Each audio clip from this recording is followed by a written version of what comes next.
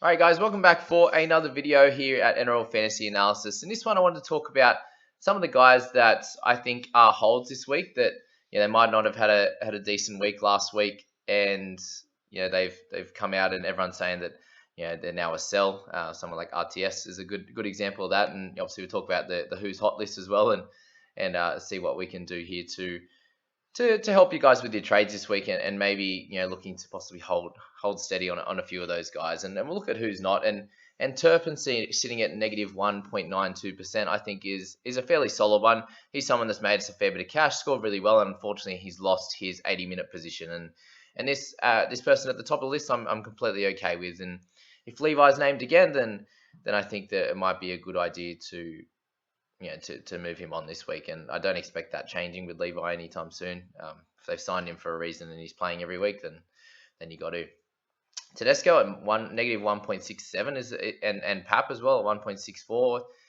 The news that Pap might be out for a couple more weeks is scaring people off, and again, the majority of people making this trade are the ones that are sitting there with 22 trades already and maxed out, and they're going to be at 20 after this week, and they probably won't even be able to get him back in, and the guys that are actually trading him are going to enjoy all his great scoring when he comes back. And the goal with this, and what I did in my team last week, was just trade Tessie for Hampton, and now I've got someone that's scoring in the 40s who can cover that position for a little bit. Yes, I might be losing 20 or so points, but the actual trade out and trade back in, that's two trades that I need to do to get Pap. So pretty silly one, I think, and similar with Tedesco, and he might be out for maybe he's just out for this week, and people have got the shits that he hasn't scored as well over the last few weeks, and it's fair enough to be annoyed with it. You'd obviously like him to do better, and he's lost a fair bit, but remember, he's already lost that money for you. You can't get that back now by trading him out, right?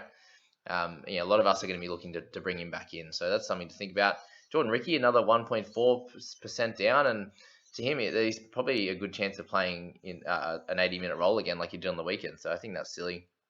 Why would people be trading Latrell out now? I feel like you had to trade him out last week. You now only have to wait 3 games. So, there's a chance that he doesn't play Origin. There's a good chance he does. So, I feel like, it was probably now, last week, or maybe this week you can do it. But, Tessie out this week, Little. Momorowski, I feel like is silly. Why would you trade him out now after, he's only got 2 weeks to go and he's a keeper. So, he's definitely a hold. O'Sullivan, based on if he's named or not. If he's named, you got to keep him. If he's not named, don't. You can use him to shore up or cover a position. For example, if Teddy's out, I'd rather you trade O'Sullivan to trade Teddy.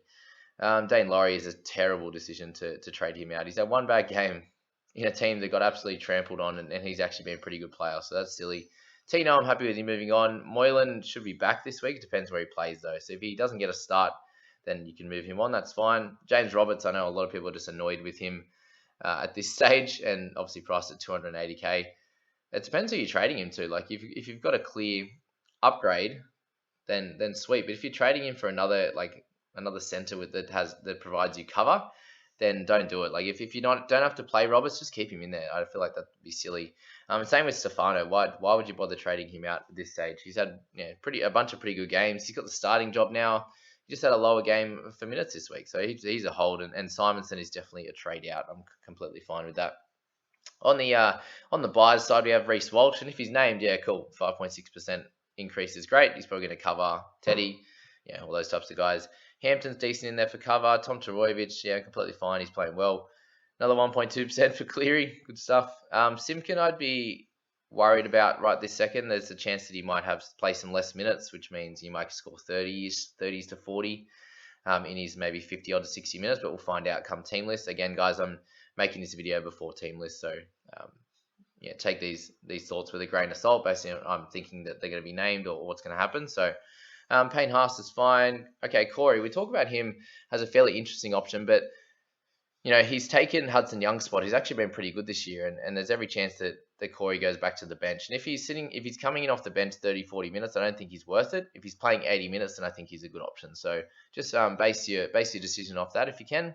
Fafita or Pangai, I'm happy with. Verrills with 0.8%. I think he could be a little bit higher for you. Obviously, doesn't play round 13, but I think he's going to be a pretty solid cash cow going forward. And we'll talk about him a little bit further when we talk about Walsh and Verrills there. Papali'i, Peachy, both good options. Playing round 13. pretty much, I'd say you could definitely keep us in both positions. Schuster as well, getting a little bit late on Schuster. I think, he's getting high price in the mid 500s now. Am I right? Where is he? 556. So yeah, a lot of his money making potential has been stolen from you already at this stage. But dual position, averaging around 50. He's got a little bit of cash to make and should do fine. But just remember they aren't playing around 13, I believe. If I'm correct. And Walker with 0.5%. That's fine.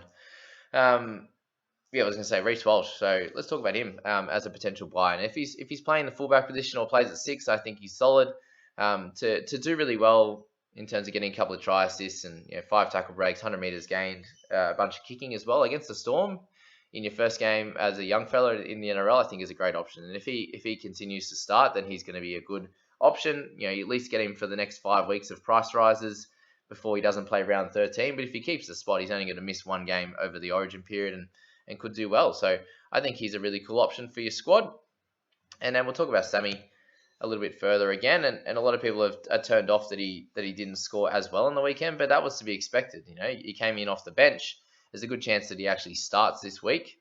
Once this actually loads, there you go, 245k, 20 in his 32 minutes, and he came on and just went bang. I think I feel like he there was a play there at the start. He didn't get really any points for it, but got a nice try assist and line break assist there. So looked strong when he came on the field, and I think he actually helped them in their attack as well. So he's someone that if he's getting 50 minutes plus, then he's going to make you some cash of 245 for sure.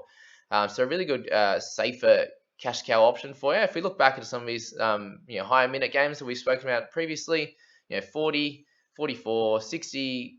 What else we got? 68 and a 44 in his pretty much 80-minute games, and a few mid to high 20s for his 50-minute dish game. So he's someone that you can probably wait on a week or two, I think. But if you're someone that needs cover in the wing fullback this week, you can go for Walsh. If you don't need cover in that position, then maybe you can go for Verrills over the next couple of weeks. That's only if you have to trade, though.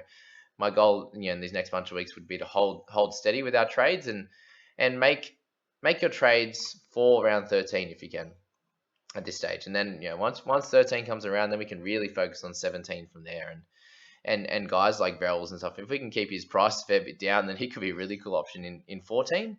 But if he starts to do well, then you might have to think about picking him up before then. So a couple of interesting ones there on the cash cows list. But in terms of other guys we might want to hold on, thankfully that the RTS wasn't a big trade out in that who's hot, who's not list. But in terms of other holds in our top kind of guys, all these guys are definitely holds going forward. Harry Grant, we're interested in picking him up soon. Murray, Brown, yep, all holds. Johnson, you'd like his price to come down a fair bit. Whiten's a hold. Barnett's a hold. Sutton's going well. He's a hold, probably not a buy. Pengai's a hold, possible buy. Isaiah Yeo, hold. Hughes doing well last few games, hold. Flanagan, same thing. Hudson Young is an interesting one. If he's named on the bench again, then you might want to be looking to trade him out, but that would be very painful considering how good he's been going. If a couple of games on the bench and less minutes kind of kills you there. So he's probably a hold if he starts, but if he's on the bench again, he could be a trade out, unfortunately. Townsend, I think, is a trade now. He's done a great job for you over the first, 7, 8 rounds. So he could be someone to move on now. And for those options I spoke about in the previous video, Reynolds a hold. Twile's definitely a hold, guys. Don't be trading him out. Luai, killing it. Hold him on. Thompson, hold. Carrigan, yeah, if you still have him, I think most people would have traded him. Fisher Harris a hold. Norman, Elliott. I think Elliott, you've got to hold him. A lot of people are going to rage trade him after this week. Thankfully, he wasn't in that list there, but I think he's definitely a hold. I spoke about RTS as being a hold. Nathan Brown, if you've held this long, keep going. He plays around 13 and will score right for you. Luke Thompson, slightly lower game on the weekend, but still going well, so hold on to him. Welch, I've had a couple of people ask after he's 46 on the weekend if he's a sell, and he's not. Clem's looking more like a sell as the average goes down, but with him he does play round 13, so you can hold on if you want to. Trebojevic, I'm looking as more of a sell at this stage, if I'm being honest. So take that what you will.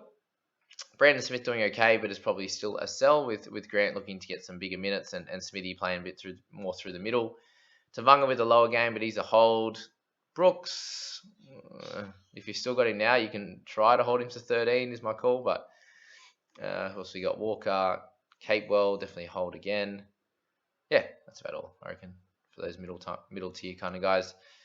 Oh, I did forget to mention Kurt Mann, who I did talk about heavily in last week, but Kurt Mann is definitely looking to be closer to a buy at 561k.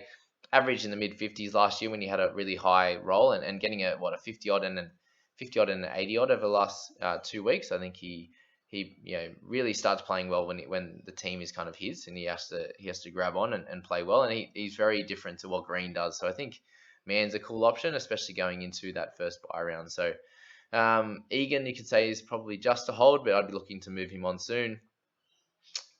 Yeah, that's about it. Off Gow, if you're still doing okay. Lomax, please hold him. Just hold him. You'll hate yourself when he gets 70 next week or whatever else. But Dufty was the other one. He, I think, is a hold as well. Bit worrying that he's got 2 really low ones in a row and he's starting to burn a bit of cash. But again, someone that plays in 13 and you'd like to hold that until then. Bradley's also a hold, starting to improve his gameplay and scoring as well. So that's probably it, guys. I think I spoke about everyone in this team, and Dane Laurie especially. Yeah, look after him, hold on to him. Just too many guys that people are just looking to rage trade, and we'll have no trades by the end of the season, and that's the important part. So hope that helped, guys. Please hit like and subscribe if you're enjoying this. We'll catch you in the next one when we're going to be talking about how the trades we're going to make in the people squad and also my team there. So I hope this helps. We'll catch you in the next one, guys. Bye bye.